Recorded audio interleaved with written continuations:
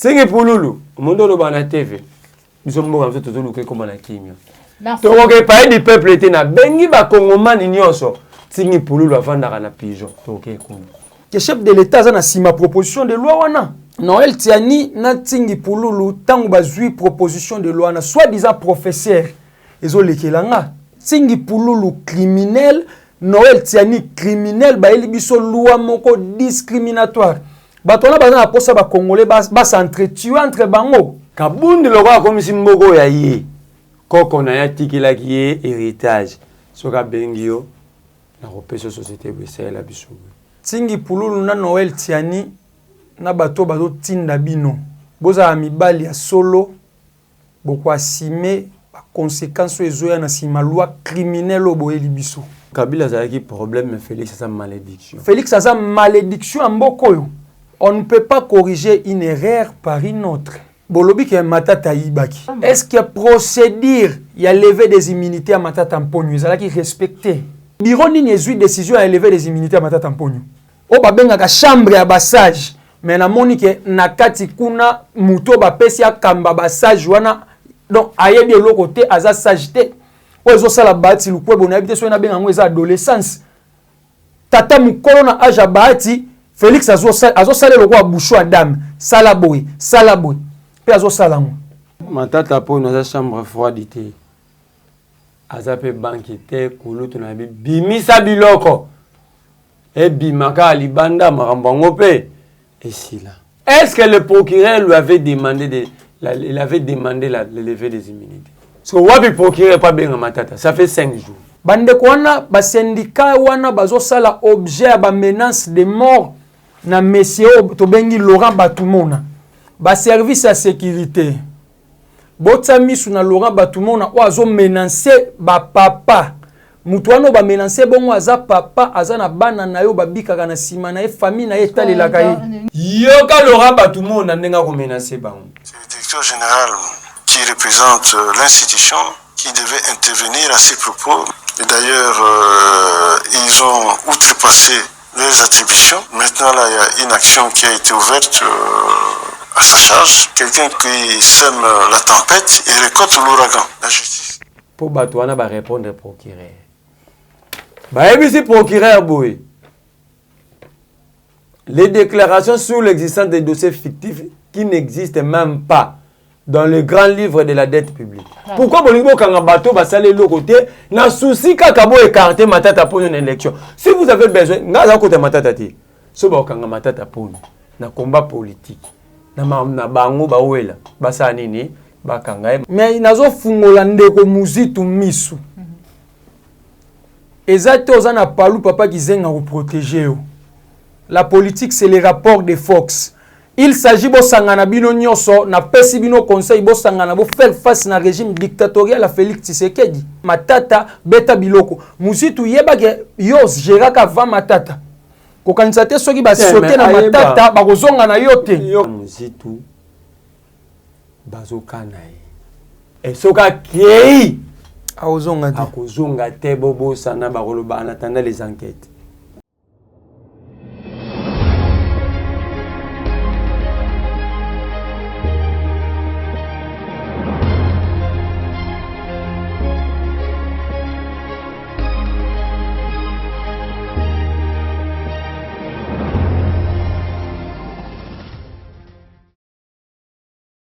Mboti na bino bandeko balandi la chaîne de vérité, la chaîne qui vous informe à temps réel. 3W Télévision, vous allez belé, vous avez beaucoup ya repos maman Joël comme la manda na bino encore une fois de plus.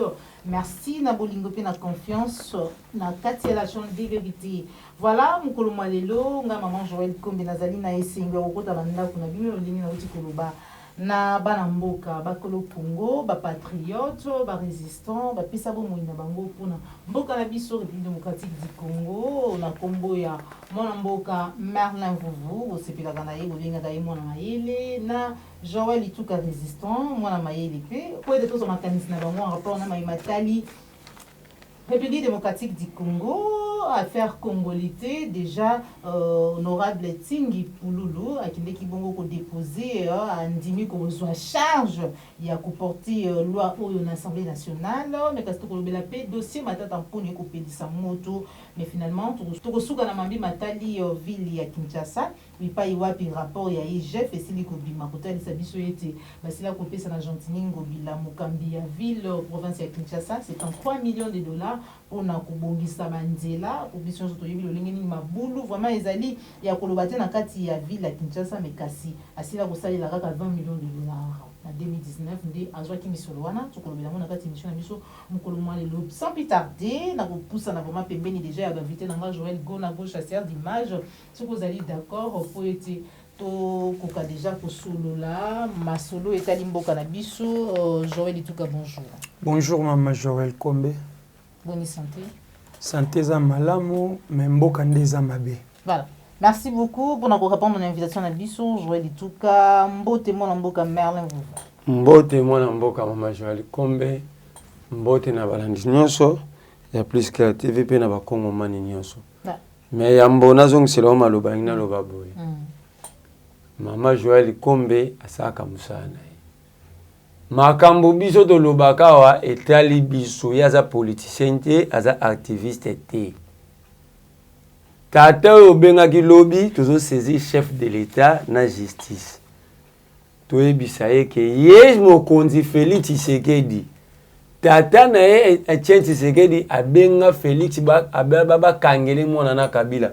Moto abenga na téléphone te ka bake azo finga chef de l'État. Yemoko Félix abenga Kabila malédiction à Congo. Moto abenga ka na chombo te ke azo finga chef de l'État. Soki moto lobi ke Félix akoka musala te, ye tata wana zo ko benga ebite Félix akoka musala te, azo kosa za na Londres mais numéro za ya Congo toko ezaki numéro ya Airtel toko landa na Airtel ba wozo numéro wana so esala ki roaming mu kolonini roaming wana to ba poto yebi na roaming soki moto obengwa sala ka numéro oya awake na ngoli banda soka bengi na yo moto yambi unité no rokende mais biso unité ya magite. Cela veut dire que ça roaming est toujours cause ça awa. Tokolanda yo, bakoyebisa biso, de test ya solo kutu osungi biso félicitations état de droit. Yango o menacé. Kolobi ke bato nyonso bakoloba na mokonzi mboka yo ko régler ba compte na ba. To enregistra ki yo son ezawa to kopesa yango e kotambola lelo. Bato bayeba ke Félix akomuna ba milice. Donc, il y a bobo Félix Oboma, Obomba bango pembe ni bakomo benga. Tokobimisa yango. Merci beaucoup Merlin Vouvou, tout sur le mboka affaire congolité, to bandi na yo. Tout moni honorable Tingi Pouloulou a s'est porté honorable. Bongo député comme Tingi Pouloulou ça. Oh. Na continuer à poser mon te bongi sande pour banda na mona ba député 500 na mona député au monde singi pour voilà à se porter garant il y a comme ma loi wana to pe proposition à loi wana na Assemblée nationale pour to pe Daniel savoir que notre muto ko meka ko kende na loi wana na Assemblée nationale loi na yego bana sikoyo muto amemaka mobeko atanga na komi il faut dans le cas député amema yango no etena ke pesa mo muto moko asa député te azala ngana yebi azana be kol na lobaka na ba TV akosa rabana selemba onde mona Basile Longo parce que yuzo epsana kamwe lobi na moni yo lobi ka député aza député eli ya côté ni ya circonscription ni po moto aza député ba yeba ke na misala na yi moi si Daniel Saf bato bakolo ba nyonso mais na musane to mona ke ata mukolo boya zwaki liloba po moto a même proposition bato ba député ba retirer sous ba signature té et ça Daniel Saf parce que ozolo bana na été député pour na ebe député asala déjà nini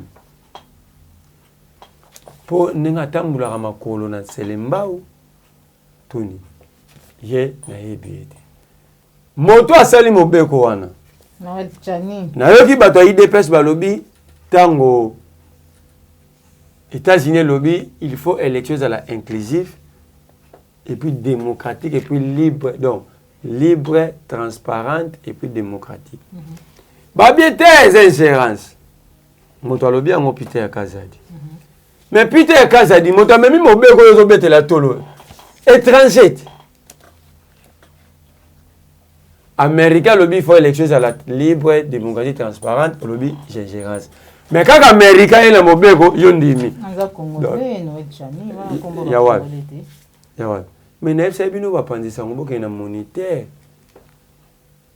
na ambassade des États-Unis kuna balakisa bino Noël Chani aza américain nazoloba nazobandela Noël Chani aza américain je vous donne même des preuves bokende na moniteur dans d'autres pays c'est la presse qui mène des enquêtes na bi bokende na tsengi na moto mo bobenga comme les anani bosembe soki nani na moni ko loba ah place bosuki mobeko yango bosembe bakosala droit bon nazo comprendre tant que loba lobo ça no journalisme te ça no droit au parasiter par hasard ndenge baninga nozo kumsa ba ya par hasard na pouvoir mais kende atteint ambassade des États-Unis bala ki sa bosembe que Noël Chani az américain. Comment un américain peut nous amener une loi qui va détruire notre pays? Le coup la Noël Chani a un souci que Congo a dirigé dans les Congolais. Mais il y a un homme aux États-Unis, Joe Biden, est irlandais. Ah, mais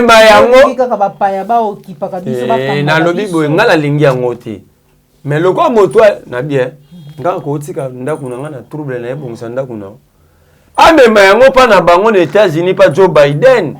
Ah Joe Biden qui était yoza irlandais nga Noël Chani na bimbo kana biso États-Unis bato ba rediriger yango ezaka ka bato baza ba américain ya solo.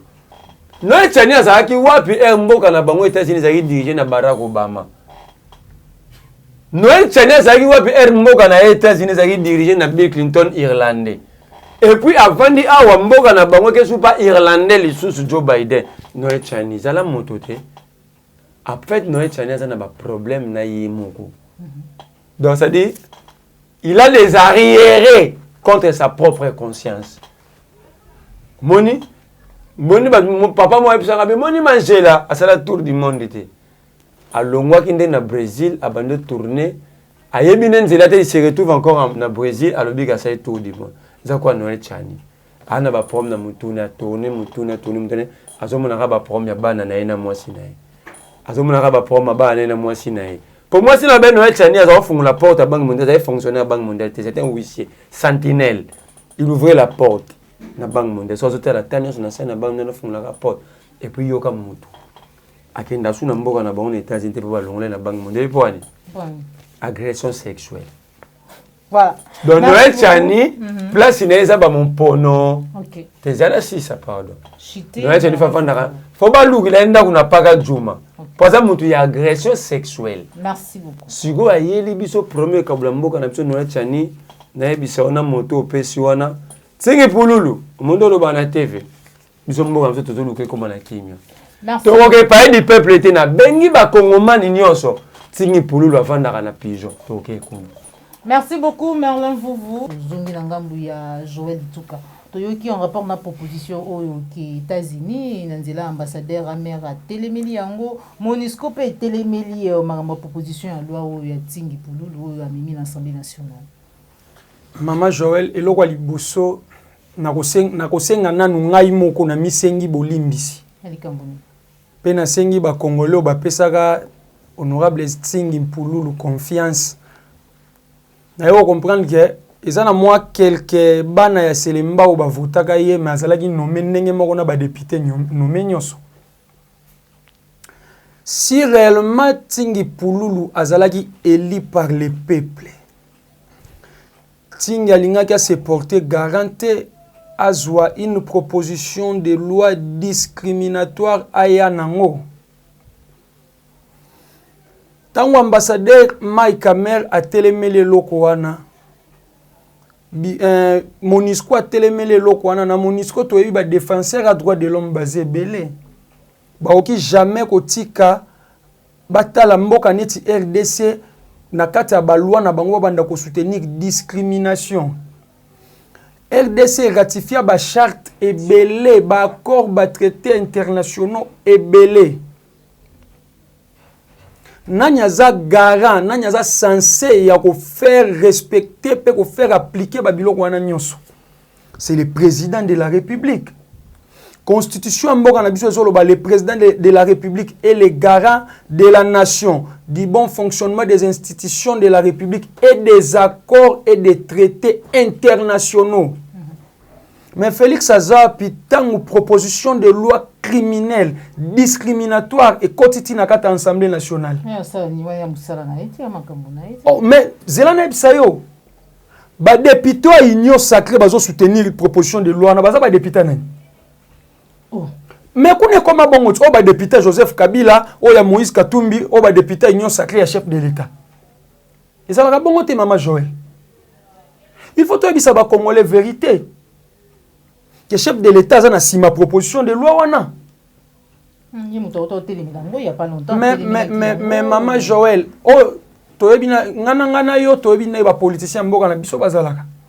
Na teva zolo ba magamususu me magamusu ezo salema. Chef de l'État lobaki azo combattre corruption, chat de bataille ne yangwa les lutte contre la corruption. Mais la présidence magamuni esalema kuna. Conseiller lobo bakanga ya kia sali des semaines na prison, mutu wana signa ba accord a oteka diamant au nom du chef de l'État. Le loi za wapi. Ba bimisa ba kimisa e. Noël Tiani na tingi pululu tangu bazui proposition de loi na soi-disant professeur ezo lekelanga. Ezo lekelanga ndenge penda monsieur wana a se prétendre aza professeur. Noël Tiani aza professeur te. Soki azalaki professeur, le monsieur alingaki azwa temps ya otanga article ndambu ya constitution. Pour comprendre que biso ba oto telemela proposition de loi na pamba te. Proposition de loi wana eko violer certains articles de la constitution. Constitution aussi a Koufela, Thérèse Kapangala, Lik Kulula, Tchebeya et les autres. Après les lots, ma constitution wana est à la violer. Tokyo tikelo ka bon le chaque jour bo télémé la constitution respect la constitution quand na point parce que chaque jour la constitution est violée. Mais tant ba viola est-ce que biso ba auto gardera silence. To gardera silence te. Soki ba viola ngoto fanda penyete to télémé la ngokaka. Tala mabe tala ba singi pululu criminel Noël Tiani criminel ba eli biso loi moko discriminatoire. Batona bazana posa ba congolais ba s'entretuer entre bango. Tala tribalisme bato bazo la biso na mboko. Article 12 de la constitution zo loba boy. Tous congolais sont égaux. Tous les congolais sont égaux devant la loi et ont droit à une égale protection de la loi. Tangu tingi pululu aye na anzimi ko la porteur ya loi wana. Ayebi tege ekotsa ba congolais musu na se misusu likolo. Nganga maele osali soni oyokisi parlement na biso soni tingi pululu na regretter pour ani na sala relation na mutu neti yo. La relation na ye. Oh mais panza ngoka po na congolite. Mais na regretter pour na ni na yebana na mutu neti tingi pululu. Oh. Aza criminel. Non que bana ba criminel te. On a déjà ko panza ba relation tout na ba tout parce que mususu ko ma proposition mususu. Soki ayeli soki criminel mususu ayeli susu na loi moko discriminatoire na ko dénoncer que aza criminel. Tingi pululu c'est un criminel, un député, un légiférateur de loi, mutu aza censé ça la biso mibe kwa malamu. Mais azonzi makoza la porteur ya proposition de loi moko oyo ko ya ko tambola. Ouais, qu'on y a torpiller constitution mboka na biso. Et là, on est le caté. Proposition de loi na bangwana est violée par l'article 12. To quitter l'article 13 de la constitution, aucun Congolais ne peut en matière d'éducation et d'accès aux fonctions politiques ni en aucune autre matière faire objet d'une mesure discriminatoire. Tant que Tingi Pululu a commis député dans l'Assemblée nationale depuis décembre 2018 à continuer en 2019. Tingi Pululu a joué qui tient autant la constitution. Interprétation la constitution est claire. Constitution est claire.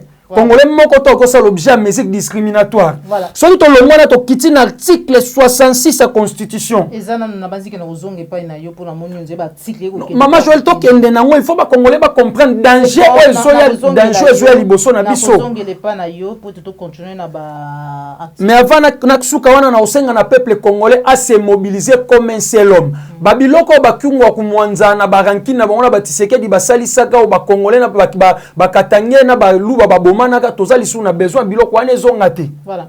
Tozali na besoin biloko wana ezonga te, congolais nyonso se mobiliser comme un seul homme to barrer route na ba criminel wana mibale na ba consort na bango ba bombani sima na bango. Merci beaucoup. Tozonge pa ya mona mboka Merlin Vuvu. Proposition ya loi oyo ebele bandeko balobaki ete ezali ko viser Moïse Katumbi mingi po ete azali candidat, azali vraiment na makanisi ya ko postuler na présidentielle ya mboka na biso ba 2023 tuna mapona mezali kuya. Mais kasi na Assemblée nationale to apprendre que noté 215 députés ba ko soutenir loi wana. Alors que tu que dans ensemble pour la République to pe Moïse Katumbi azali nebele ya ba député. Trahison, double G. Kadiosha. Kadiosha, ça veut dire. Noël Tsingi Pouloulou récit par Kabound Imbosoko le mardi. Lobby, lobby rataille, lelo titoko mamokola. Lobby samedi, faut pas nommer mandataire na 17 entreprises. Kabound le roi comme si mboko ya yé. Koko na ya tikila ki yé héritage. Soka bengio, la repêche société bessé la biso. Ahebi tingi pulu ba comme ça tingi pulu PCA tant ba onoma soka ngoko ma PCA mema mobego na yoki ndeko na ngai tuka benge nganga mai la sara bo tingi pulu za criminel ndenge mona basile longo na misu ba vanda ba kuna moka za journaliste ba nganga soka liaise zomona kira ba criminel moko za ka journaliste kuna asala pena c'est la communication mboso kodia. Donc, Batou va perdre mi tout. N'habite Batou Banga, Batou ka Félix pour Félix à l'équipe, on a monnaie na moulaï. Pour Félix, il pèse à homme mamboka oyo. À homme mambo tout droit na mire. Pas et bêté éclaté wa. Député obimate na kosenga même ba shege. Soke peliawa. O député nga kata ta peso mbongo, jwa mbongo tikala na ye. Tanga kopela. Tokovana na banda kuna bango tokufela absolument. Le quoi baba mona ngo blague. Non, on peut pas frustrer tout le monde. Tu peux pas arriver au pouvoir et chercher à frustrer tout le monde pour tes propres intérêts. Bobité, mboke komi abiso. Bandeko babi ko soutenir loi oyo to ko boya ko soutenir loi oyo ozali ko cautionner to ko ndima occupation ba continuer kamba biso sangisa IDPS mobimba Otiena Félix na kati na baninga na ba ranger ba utaki poto ba sangani olamusi na ba kitenge yezu na batimo tundo ba occupation l'action tuna bango nyonso poso les occupations comme ma loi boko pesa Rwanda filtrage ba or na biso loi eza kolongo l'occupation ba or na biso Kabila to kangaki ndoki afunda Uganda ba kondana Uganda pesa 32 milliards tango Kabila tuna Félix occupation eza loi kolongo lango ouais 32 milliards na biso tuna Félix Angola zwa pétrole na biso chaque jour so occupation eza aussi sango eza loi mbongo pétrole na biso mbongo pétrole na biso c'est que l'Angola a pompé chaque jour assez des milliards de dollars. Félix abeta liso na ngota. Kabunda beta ngote mboso bango to baye bien. Donc c'est comme un bon occupation. Les Congo étaient occupés, mais bato ba relever le défi occupation des peuple et ça bato ana sur mon tête sont des irresponsables. Ils sont là pour les propres intérêts. Ce occupation ezako kolongola batuana kocha loi tuna Félix banan ba bengani ba exploiter artisanaux na loi ba minerai famine na tangi société na bi famine ne jo que Félix nous répond donc tika mambo qui passe à charge na biso peuple. Voilà, merci beaucoup Merlin pour tout clore na dossier loi toutes les propositions loi et congolité topé le Lengezali, ndeko Joël Ituka. Tout comme na souka par rapport na sujet. Na sujet on a koloba boye. Tingi pululu na Noël tiani na bato tinda bino. Boza mibali ya solo boko asime ba conséquences ezoya na sima loi criminelle oboye libiso. Merci. Makambo eza liboso kwa malonga oye bongi député asala tingi pululu azana ngo besoin te pona promesse moko basalie ya mukie pona mwambongo moko wa mukie le monsieur azwe loko moko a salite loi moko ya bondoki aye nango su Kabila tobetaka lisolo ya batu bazolinga bakabola mboka mais nazo mona Félix Ndaye pour concrétiser yango po nini su Kabila bajaka ba loi oye yakate yango lelo tango na oloba ke Kabila réunifia ki mboka ba oloba akoteli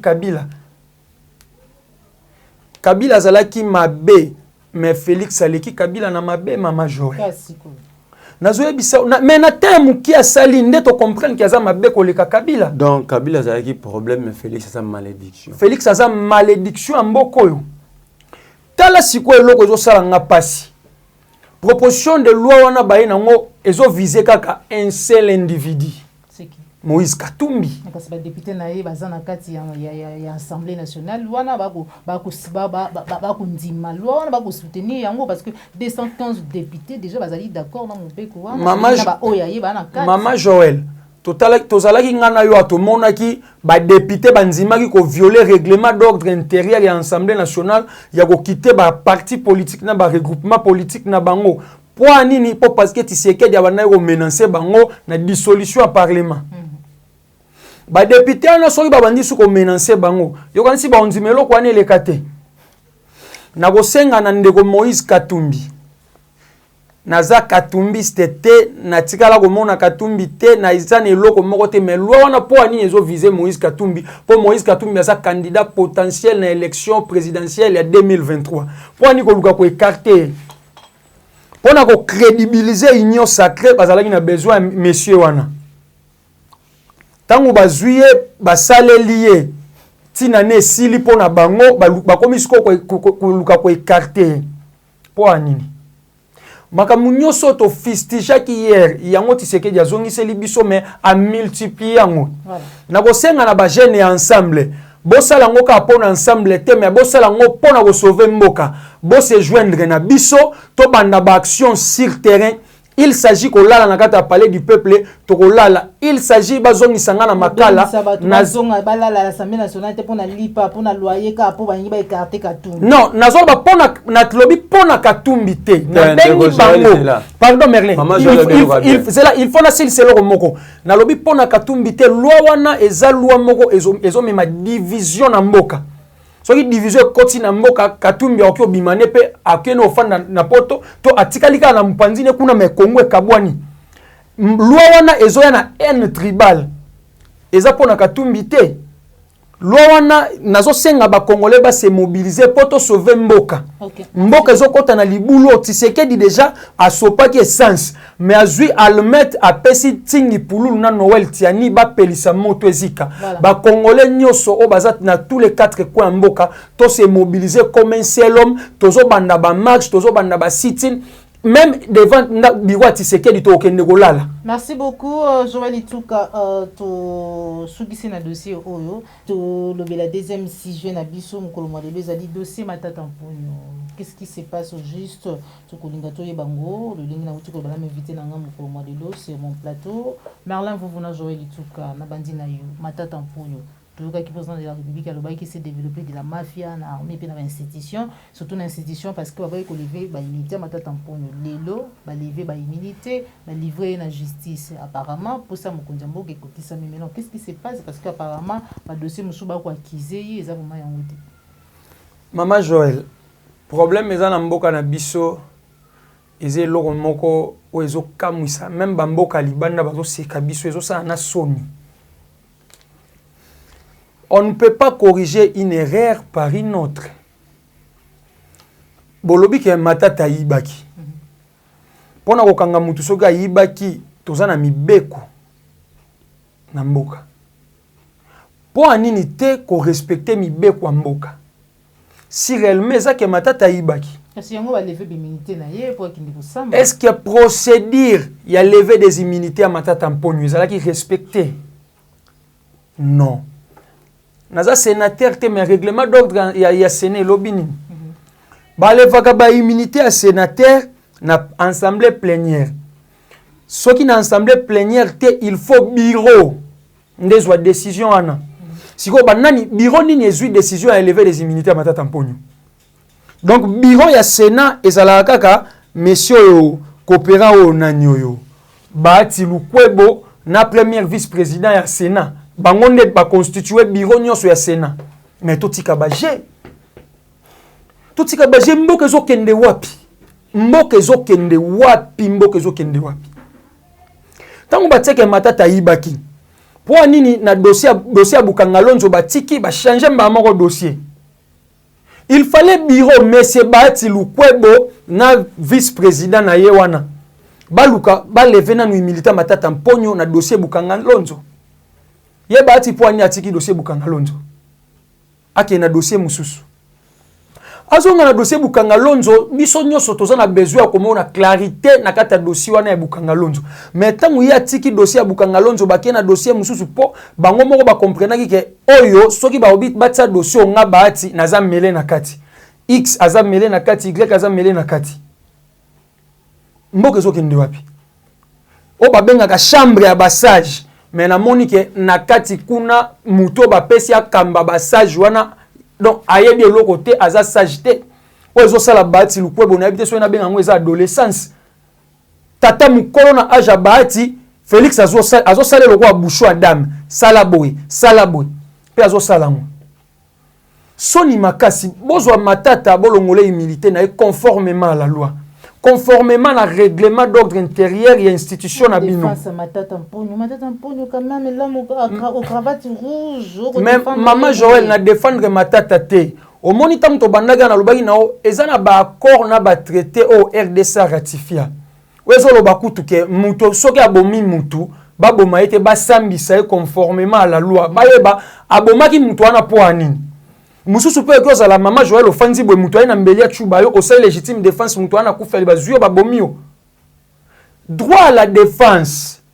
Eza reconnu na mibeko mboka na biso. Voilà. Mais pour ni na mboka na biso balingi lisusu kotikela batu tamba se défendre te. Voilà. Nyoso wana po basengaka matata travailler na bango boya.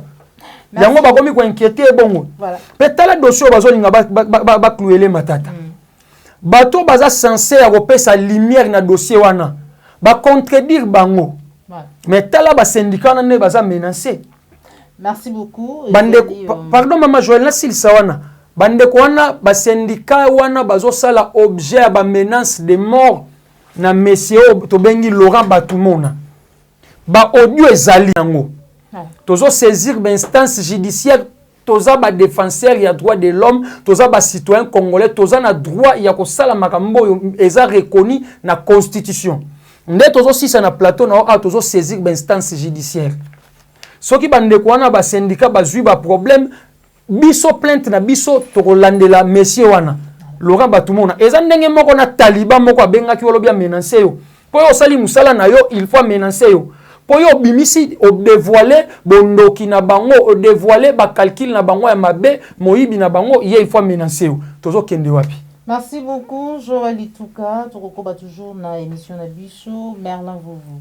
Ebele babi matata mponyo za Vital Kamerhe te Vital Kamerhe alobaka ki non ezali chef de l'état muto azali visé mekaziye andima na ye kokufa martyr mais matata mponyo eska kosanza qu'est-ce qui se passe matata mponyo za chambre froide te aza pe banki te kulutu na bimisa biloko ebimaka libanda makambo yango pe esila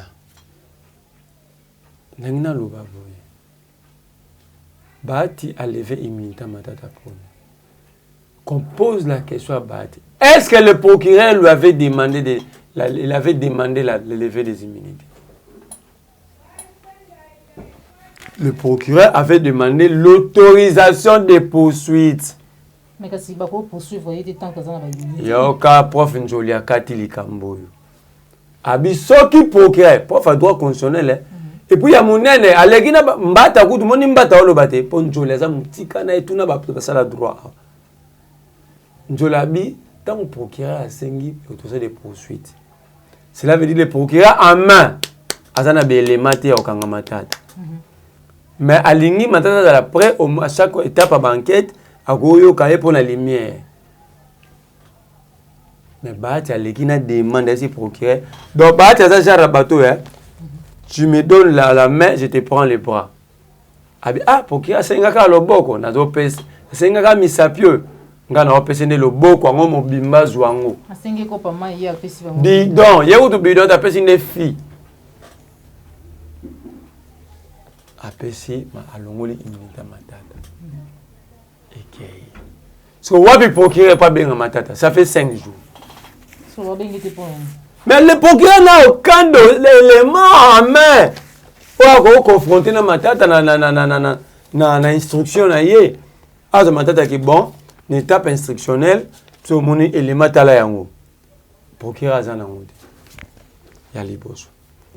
Botu na procureur auti na dossier Bukangalonzo a cité na réalisation ndengeni. Pour biso to yebi to yose na matata pona pesa mbongo na biso azwaki ya Bukangalonzo. To sutuka procureur aux réalisations bien réalisées. Oh procureur. Moto bolongo na likolo boya. Biso pe to aussi Félix tondimi oza mobali na talitai na yo. Na bita mobali yo Félix.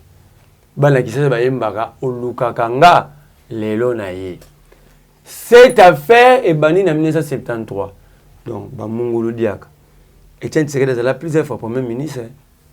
Donc, c'est la procès. Moulumba Lukonji. Jean-Gounz Carlibon. Bamungulu Diaka. Batua. Ren Sambe pas mon papa qui va profiter. Mabi Moulumba. Moto, nous sommes là. Birindwa. Moto, toi, c'est là pour cette fois s'expliquer dans le dossier. Il y a Foutaka, to, à Foutakite. Apparemment, il Foumou Padol, ils étaient pas avisés pour te faire les gars là-bas. Car à Foumou Padol, et bongo Sami Badi Bangale Ranger. Yekou tu n'attends on a yé, n'a pas 5 000 francs ma bébé. Mon toi ça là au propre, tu vas lire sous 5 000 francs te yé. Tant on a des 5 000 francs ma bébé. Maître Gim si peut faire l'oba. Samaloukonde pe, il faut l'oba. Pepe il a payé, il faut l'oba parce que ça. Il faut tout qu'on a pépé. À gérer. Mais dans un mois tu peux régler plusieurs dettes. Il peut faire l'oba. Si il n'y a pas ces années. Tant que tu matata pour nous acharnement, tu habites. Aïba bozo côté les têtes. To lobby boye. To comme ça mboka ba réparateur. Ça dit nga comme électronicien, ou on a comme électricien, ou on a mécanicien. Ce qui fait dire c'est que des mécaniciens à réparer mi tout. Nga za électricien te. Ndeko nga Joël na ndimpete na yo posa technicien to comme ba réparateur. Même pas.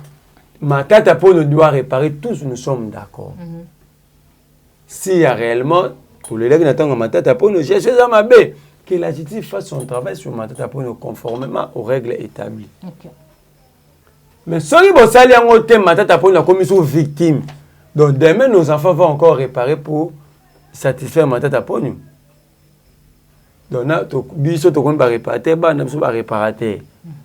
To lobi boyi, ma tête pour nous soit répondre conformément aux prescrits de la loi.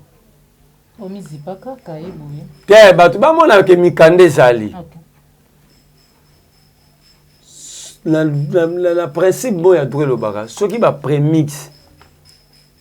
Eza mabe. La conclusion pe ozala ya malamu te. Babi matata ponyo. Yoka babi matata ponyo afutaki baduka. Bato ezaki 100 millions. Ezaki 110 millions 907 681 $. Oh matata pona jouaki. omoni mokanda au procureur réquisitoire à ministère public ya procureur oyo asengaki bahati a autorisé pa poursuite mais alongola immunité te bolimbisi na kolia mwa minute ya ndeko Joël yoka ye moko procureur nde babaka mante il restera quelque chose. Des enquêtes menées à la direction générale de la dette publique DGSMP, on ne trouve aucun dossier de 300 prétendus anciens propriétaires qui auraient perdu leur bien. Ça, c'est les procureurs. À reconnaître que 300 dossiers à Zolobana, élément moko exact, ce qu'on a fait de la banquette à Tchéni. Parce que on va reconnaître que élément moko exact. La tie pembeni. Maintenant, pour nous avoir problème ministre, ce n'est pas lui qui devait payer. C'est la DGSMP en collaboration avec le ministère des Finances pour le Mbongo.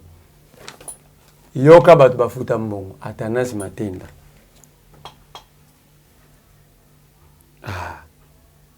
Atanas Matenda.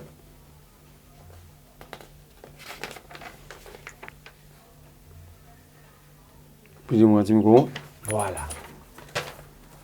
Atanas Matenda, Kielu, ministre des Finances, 2010. 2010, Matata Pau n'était pas premier ministre. Et ni ministre des Finances. C'est Atanas Matenda. Vous voyez Atanas Matenda? Oh, attention, on va bien pas député, mon a piqué crise. Barbo, tolingi de respect, état de droit à respect mibé. Moto mosu so futa mbongo wana. Kombo na ye Marco Banguli. Na tie pembeni. Matata ponyo kwa kazate. Yoka siko mama likambo. Avana kota na mama likambo na ko tia bande ko balimbisanga. Bayoka régime oyo. Po bato basali musana na bango. Po bato basali musana na bango. Yoka lora batu mo na ndenga ko menacer bango. C'est le directeur général qui représente l'institution qui devait intervenir à ces propos. Et d'ailleurs, ils ont outrepassé leurs attributions. Maintenant, là, il y a une action qui a été ouverte à sa charge. Quelqu'un qui sème la tempête et récolte l'ouragan. La justice. Ok. Mais c'est l'idée, hein. Na kati bongo po na suka na lobima akumisi Félix. Que mosala Félix a kosala. Balobara celui qui sème le vent récolte la tempête. Mako bangula lobi ba kongomani wana. Baloni mo pepete baloni nde mo pepa moneno e memara banda ku tempête. Siko bango ba kozwa ouragan. Obi lobi na bango bongo po anini. Po bato wana ba répondre procureur. Ba ebisi procureur boy. Les déclarations sur l'existence des dossiers fictifs qui n'existent même pas dans le grand livre de la dette publique. Bango nde bato ba gérer la dette publique.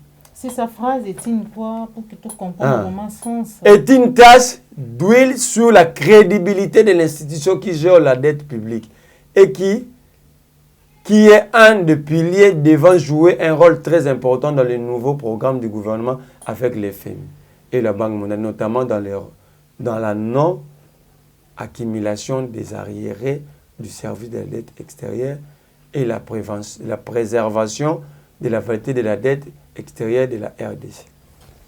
Même si procureur Mamolobi est soni pour l'institution locale DGSMP, yoga conclusion. Nous vous prions de bien vouloir rectifier votre réquisitoire et de ne plus indexer la DGSMP qui n'a pas payé ni monté des dossiers fictifs au profit de qui que ce soit. C'est faire la justice, sentiment patriotique. En fait, la dette publique et la DGSMP. Ce qui y a un bateau va perdre biloko na tango ya sérisation, mutako identifier bango DGSMP, Direction générale des dettes publiques. Bango balobi boy mikanda uti pa na bango. Balobi boy ministre justice asali musana été. parce que procureur yemo pe na réquisitoire ne totanga ki reconnaître que mokanda moko ya ba fictif na DGCMP ezati ba ebisi boyi totikala ko futa fictif te eza ko sala soni obi conséquence de lezanine procureur na alingeti bayo programme ya gratuité enseignement il fallait qu'à partir à mois de juillet où Banque mondiale appelle ça 100 millions sur 800 millions dans 8 mois. Banque mondiale a bien appelé ça mauvaise gouvernance et la justice déséquilibrée. Aujourd'hui, place ba memimbo. Ndo yo ki ministre aziti Tony moi babi classifié kangamana août pendant que le calendrier aménagé fallait ba ki le 10 septembre. Voilà. Au moni conséquence parce que ba mambo Félix Tshisekedi tout tika théâtre. Vie de l'oiseau vivant, ça et ça vivant et tika bango ba sa musa na bango. Merci beaucoup. Sikoyo ba pardon la 5 de Joël minute. Au moni ba menace zo peser sur ba citoyen ou pour ba répondre na justice. Ba sali musa na bango. Bo promettre bango ouragan. Biso ba kongomani tolobi ndeko wana akimate. Et puis muto ba ko menacer. Ndeko Joël yoza journaliste et investigation. Muto a signé mukando yete. Ça, c'est l'inter-syndical. Il y a des syndicalistes. Pour ami, va menacer Moutote. Mouto a signé Moukando Yango. Il y a des menacer. Il y a des syndicalistes et il y a des DGCMP. Mais réponse est outil d'inter-syndical. C'est-à-dire, il y a des syndicats, il y a des sociétés, il y a des entreprises publiques. Pour ami, va menacer Moutote. Pourquoi les syndicalistes et Wana? Pour Azana Aibi Singa na Shola Kinabi, j'ai des éléments. Moi, je ne défends pas ma tata, mais ceux qui bakangi ma tata, ngana roya c'est ba okanga ba to société. On défendre ba agent pas de rôle syndicaliste. Ba obenga ba agent entreprise, ils vont aller s'expliquer ba rolobake po ba on va se giradette. Donc en fait ba rolobake ba on va créer ba fictif en complicité ba okanga ba encore pour complicité pendant que c'est faux. Pourquoi bolingo okanga bato ba salé le côté na souci kaka bo écarter matata pour une élection. Si vous avez besoin ngaza côté matata ti. So ba okanga matata pour na combat politique.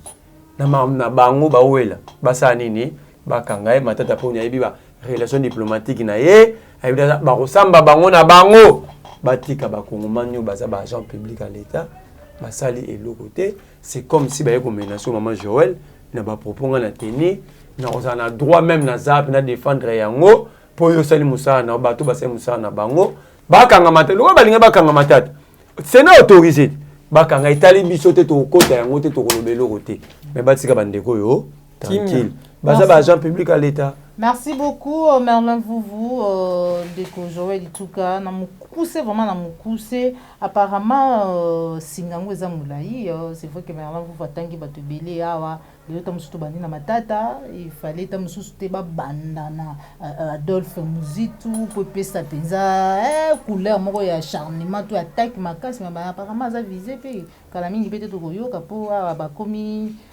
mais Félix ayende ko régler ba compte ba Muzitu wana ba soutenaki Martin Fayulu ba tigaki nga régler pe ba compte nayi matata wana bangona ba Kabila ba betaka biso ba gaz ba régler pe ba compte mais yango ten d'état de droit qui dit état de droit c'est le respect des textes Tshisekedi azomi mabiso wapi soko lobi boy ba koloba po anyo zo ba Tshisekedi n'est pas la justice qui incarne le système. C'est Tshisekedi. Saute mouton, oh, tu le sili ça peut embouteillage, tango ba inaugura gango ba lobby sous l'impulsion du chef de l'État.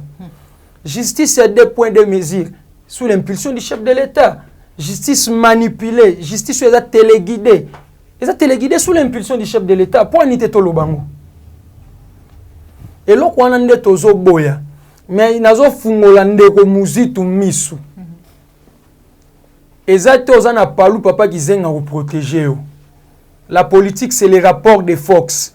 Il s'agit bo sangana bino nyonso na pesi bino conseil bo sangana bo faire face na régime dictatorial à Félix Tshisekedi. Soko lalisi misu matata lalisi misu Katumbi lalisi misu et les autres ba kozwa ba o ba otana prison ba tena prison. Ba o ba ko kende exil. Pende na yebi bango ba ko prison te. Tozalaki to kosekate mama Joël Frank Diongo salaka ba inane na yende soki na ndambu wana na kata cellule batu ba mona kete o abelaka tango abimaki prison yo mona ke place akenda ko zo ba soin akenda te bandeko oyo boluka ba preuve bozalaki nango po muzitu agéraka akozanga kozala na ba preuve nyonso te oyo eko faciliter a éclairer batu na biloko matata za nango ndenge Merlin alobaki vie beta biloko panza babeta biloko bapanza ba démontrer noir sur blanc que makambo nyonso eza bakumoko bazo monter eza biloko moko boye bazo sala po ba écarter bango eza biloko moko bazo sala po ba fragiliser ba adversaire soki si réellement baza penda ba innocent baza na ba preuve wana matata beta biloko musitu yeba ke yo géraka va matata kokanisa te soki ba sauter na matata bakozonga na yo te yo kata babimisi eloko ke Atanas Matenda 2010 c'est musitu wana musitu premier ministre mais biso tozo senga nde boye ba service à sécurité botsa misu na Laurent Batumona o azo menacer ba papa mutu wana ba menacer bongo aza papa aza na bana na yo babikaka na sima na ye famille na ye talelaka ye ni vocal wana boziongo wapi mais eleki na ba radio nyonso interview à Radio Okapi eleki na ba radio nyonso mama Joël tozo senga na ba service à sécurité babatela mutu wana malamu toyebi yango ba politicien na mboko soki babandi déjà ko indexer yo ba utilisaka mo ba voix moko boye okomona tolali tolamuki ba yokuta o mutu wana ase suicidaki o mutu wana mutu ke tamponaki ye ba biloko moko bongo tozo senga na procureur général à se saisir na dossier audio wana eza partout c'est que procureur général passe wakata on l'information te audio wana eza partout eza déjà ba menace à se saisir na dossier a luka interpeller monsieur wana pour nini te tango eza bato baza proche ya Félix Tshisekedi bazo senga autorisation ya ba poursuite na bango te bazo senga ba lever des immunités na bango te ba o baza na camp ya Félix te nde faut bango ba senga biloko wana. Merci beaucoup Joël Ituka. Justice à deux vitesses ya moto boyi na mboko. Merci beaucoup Joël Ituka to komi na suki émission na biso to sisa na dossier ya Maimatali ville ya Kinshasa likambo mbongo détournement, corruption, je ne sais pas moi, Natobengango de Sousounini, Gentini Ngobila, rapport IGF Bimi, c'est là qu'on peut ça en 2019, 73 millions de dollars pour la Maïtali assainissement, tout peu Banzela, il y a Maïtali ville à Kinshasa, mais Kassia Sila qui peut utiliser 20 millions de dollars, on a un rapport IGF. Qu'est-ce qui se passe? Misoloka, la minute pour avoir 2 millions pour la capitale Nzela de Sousounini. Lobby na bengaki kulutu Michel Mangala. Na ebisa muzitu bazoka na ye. Biso toza na information. Ndo moni place babimisi mukanda oyo. Ya rocha Atanas Matenda 2010. Lokola Matenda royati ba robenga premier ministre Matenda ki Adolphe Muzitu. Do bazo Lucas ko bazo prélément oyo benga Muzitu. Et soka kei akozonga te bobo sana bakoloba en attendant les enquêtes. Na ebisa ikulutu Michel Mangala lobby. Yebisa très bien. S'il faut créer le rapport de force maintenant, il faut le créer maintenant. Blanchard Mongomba, batonia soit ya nouvel élan. Na batonia soit la Muka. Soki to bomba ki information pour koloba ke to profiter to yebisi nango publiquement. OK. Que bazo menacer muzitu bakanga ye. Na ye na mambo Argentine. Singa na yebisa ko tuna nga mambo Argentine te. Mais na moni ke mama Joël le bato ba biyo yo karate. Ngai na lokate na butu. Oko tuna ngai bandoki basaka ndenge nini po ba pumbwa. So na peso ya noni. Nanu na lokate. Na yo kaka lisolo ndoki alekaka na kombo. Na lukaka na ye bandenge akendaka na kombo na mona. Ona poswa nguba. Natali ta ya posa nguba. Jantini ngala mwene ba makambo ne saite. Félix ayebaki makambo. Omoni rapport eza 2019. Et bimi na 2020. Ebe bimi ndeni IGF bomba ki yango. So bimi se ngona ngo. Yemo ta bimi cité. Na ebiso ko tsa makelela ba koluba ko sala ba plainte contre l'inconnu. O baba kana musana bino effuité. Ils ont bimisi et ceux qui vont enquêter bataille chef qui vont enquêter na hôtel de ville. Au 42 na monsam no ba journaliste est fouillé. 73 millions de dollars décaissés par le FONER. FONER est un fonds d'entretien routier. Ça na eza ko bongisa banzelo ekufi ko entretenir o basali po ebe banoki te. Jantini Ngobila sengi mbongo ba pese 73 millions. Jantini Ngobila ba bio asela ka 20 millions. Boto chaka asela 20 millions. Banzela 20 millions ngano tamla kizeza. Pour Maréchal et Rosenga moins de pour Maréchal tika wabi pour Maréchal mais Félix na batonae na ba Kasia na ba Sama Lukonde na ba Nigo ba melu so perte na mboka. Et puis perte. Ndenge ka mituka égal. Ils ont les catènes à Pont Maréchal, ça fait 3 mois. Mboka ezangi 100 millions de dollars à taxe. Il y a péage. 100 millions. Likolo akadio shaki batona ba oteka bilo cher ba okosa. Oki moko na bango fongoli mbanga ebage te eza lokuta 100 millions de dollars. Donc cela veut dire égal à la foot à taxe na moment tout correct. So za foot en côté, ne ba sara biso. Boto 100 millions de. Jantini Ngobila a menacé Kangisa Mukebai. Batu bakolo bata au côté de Mukebai. Yone boyo kana ratete. Sunde jojo la bitu lingine mobeko za l'appliquer. Godé Poi aza marionnette ya Jantini Ngobila. Bureau wana mubimba, Junior ne malem. Godé Poi, Chibalabala Francis. Papi et piana, maman Moutinga Kieti. Ba marionnette ya Jantini Ngobila. Tango balingi bakwesa Jantini bakwesa Godé Poi pa ba député union sacré. Ngobila baki nieti, Godé Poi atika. Mais mokolo Ngobila baki ne rombungwa kende. Yo kandenge Godé Poi achaki dossier na plénière mbala moko. Pe ne rombungwa sa nini akenda. Godé mokoni ocha dossier mbongo na biso Jantini ali 53 millions. Tu peux essayer mesure de grâce que 20 millions à salaire 53 millions. Pour Willy Bakonga na boloko pour na 2 millions. Mais Ngobila na été ni ba otambula, était ni 40 millions, Ngobila 53 millions. Ngobila aliembongo na bisi Godé Poi. Ce que sali mbeba ya ko lever immunité à Mukebai. Pour Mukebai interpeller Jantini. Au moni session ordinaire il y a septembre dans l'Assemblée provinciale au Saramati. Biso bana Kinshasa to badola la kuna. Potila la biloni so wana pe ezate. Godé Poi menacer Magloire Kabemba. Godé Poi a lobby que conférence des présidents moto et toi qui décision au kanga premier. Na bo Gaza député na tangi règlement intérieur. La conférence des présidents n'a pas ces pouvoirs là. La conférence des présidents va débattre en matière pour que à l'ordre du jour, le président va groupe parlementaire. Pour pas que débattre dans le groupe parlementaire, les députés n'ont pas parole pour la compte un groupe parlementaire échanger n'engani ni l'ongwa makambuana bako mokata ba session. Pour Mukeba ezaki na belema. Moni le mona ba ya 73 millions. OK Mukeba ezaki na. Soki kaka Argentina yaki na qu'on répond à la question avec débat Mukeba ngacha dossier IGF na table 73 millions. Moi Argentina ngasuka. Boni pasteur comme complice. Nous les Kinois nous allons porter plainte contre le bureau de l'Assemblée provinciale. Te mama oza mambase oza elonga mamba guerre Mukeba na Argentina elonga mamba guerre ya ngai na Mukeba. Ponga na Mukeba to koyoka na tête to koyoka na raté na zo lobango. Po to tambola na limate.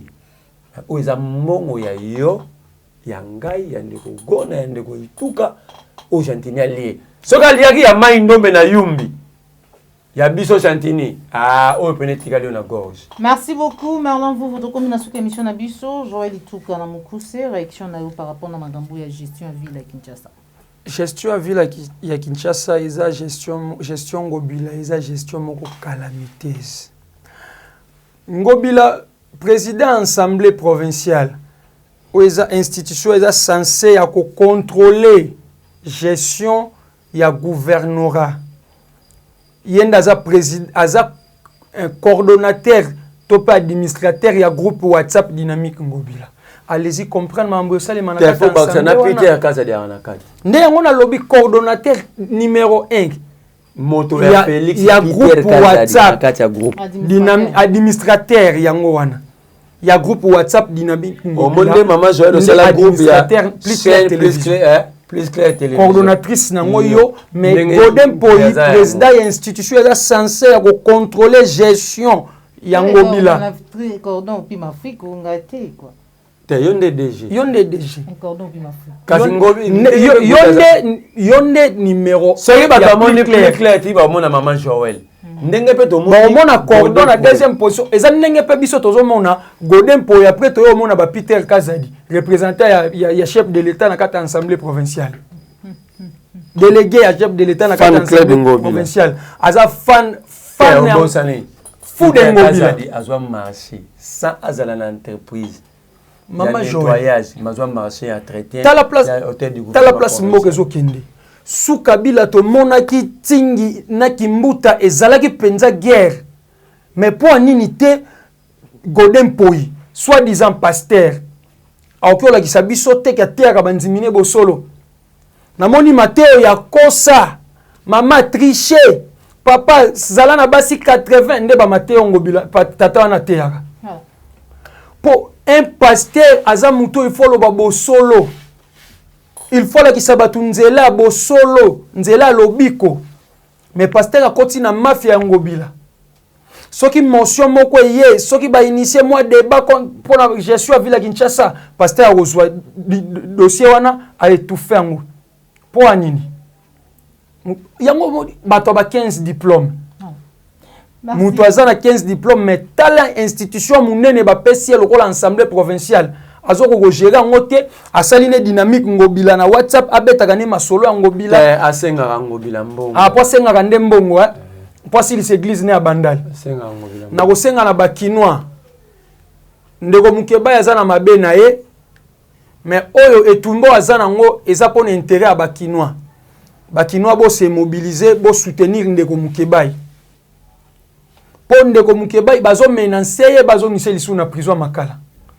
Biso toza ba défenseur ya ba valeur. Toza ba défenseur ya ba vraie valeur démocratique.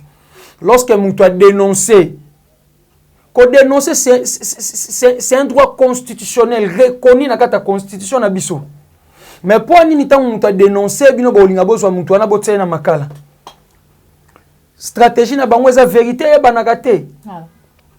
IGF tango asali rapport wana Mukeba inda simba ki alingeti na litoi to Mukeba simbela ki alingeti mbele ki alingeti sala rapport contre Ngobila. Ngobila za mutu na gouverneur na bango union sacrée. Biso ba kinwa tozo senga la vérité et éclater batika ndeko Mukeba ikimia makambu nyoso ba kinwa bazelaka ba mona ngo vérité bima ba document na nyoso ba rendre ngo public. IGF face à la musala na indenga sali po na Ngobila bazwa rapport basa nini ba pesa ngo na justice basa ngapé lever des immunités ya Ngobila et ça les mapé bongo batse na disposition justice tonzi mageta des droits tiseke disait solo. Voilà, merci beaucoup, nous sommes arrivés à la fin de notre émission. Numéro ya téléphone pour na ba kozala bosenga na bandeko ba ozana bosenga na ngai na ba obaza libana na ba obaza na kati et surtout mingi obaza na kati poto se mobiliser na ba réunion 77 28 65 mais maman Joël pona silisa nazolo beloko moko mukie numéro na ngai pona ko contacter biso même pona ba réunion eza 097 677 28 65 pona suki sanangina bakiselo ko moko article 66 à constitution lobiboy. Tout Congolais a le devoir de respecter et de traiter ses concitoyens sans discrimination aucune et d'entretenir avec eux des relations qui permettra de sauvegarder, de promouvoir et de renforcer l'unité nationale. Merci beaucoup. Et lorsqu'on a zoté la makasi eza loi wana et ko bebisa ko panza ko boma unité nationale na mboka biso. Merci beaucoup Joël Ituka. Marlin vous numéro de téléphone. Numéro n'a plus 243 89 39 31 940. Message Tes messages ezaka ke ba congolais to telema poto e bandenge to sauver mboka na biso na epsi Félix Tshisekedi a poussé biso to ba que la vie ne vaut rien. Voilà. Merci beaucoup. Tout comme nous émission Nabiso, merci à Joël Gona gauche à l'image, je remarque ici ma caméra, cordon puis ma photo, Popo la Yombi, Christian Bopa téléphone, mon autorité morale, Jean Bimbi West, Papa Alphonse Sala, Papa Simon Blanco, de Dominique Sanal, puis le Mandécounion, sur les besoins qui doivent courir pour Nabiso, Papa Laurent Bongonza, tout le monde Bongon Balasima, sur une émission a été partagée, sur les amis Baladi Bosso, Landabiso, Kobo Sanati, s'abonner dans la chaîne de Vérité. Au revoir.